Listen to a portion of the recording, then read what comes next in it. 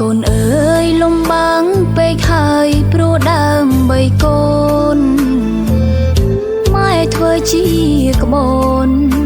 សណ្ដូនកូនលើសជលសាក្រមកំដៅថ្ងៃព្យុះភ្លៀងឈឺជាយ៉ាងណាទឹកចិត្តម៉ែពិតស្នេហាកូនគ្រប់កាយាឥតមានប្រែផ្លាំងដៃម្ខាងអោបកូនដៃម្ខាងម៉ែឈោងញាតយងជីវភាពការងារតូចទៀបក៏ម៉ែស៊ូមិនអៀ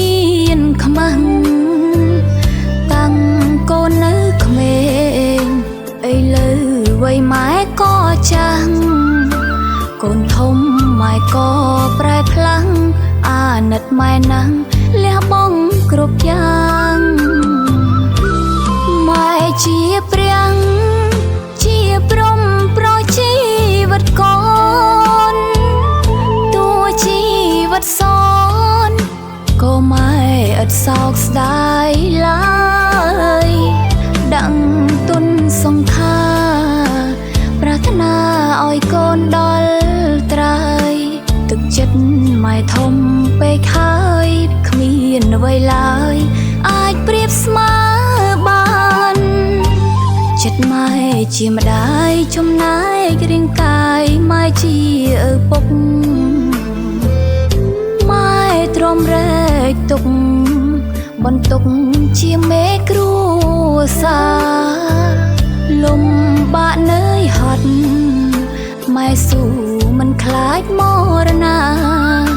ម៉ែហ៊ានលះបង់សង្ខារបដូរយកវាសនាឲ្យកូនបានសុខ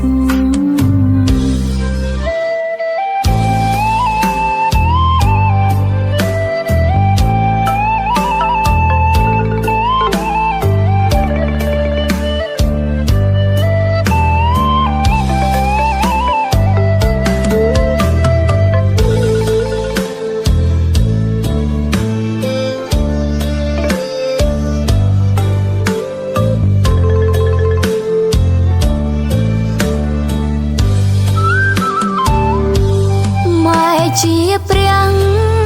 ជាព្រំប្រជីវិតកូនតួជីវិតសនក៏ម៉ែឥតសោកស្ដាយឡើយដឹងទុនសង្ខាប្រាថ្នាឲ្យកូនដល់ត្រើយទឹកចិត្តម៉ែធំពេកហើយគ្មានអ្វីឡើយអាចប្រៀបស្មើបានចិត្តម៉ែជាម្ដាយចំណាយរាងកាយម៉ែជាឪពុកម៉ែទ្រាំរែកទុកបន្ទុកជាមេគ្រួសារលំបាកនឿយហត់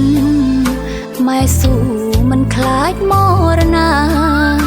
ម៉ែហ៊ានលះបង់សង្ខារបដូរយកវាសនាឲ្យកូនបានសុខ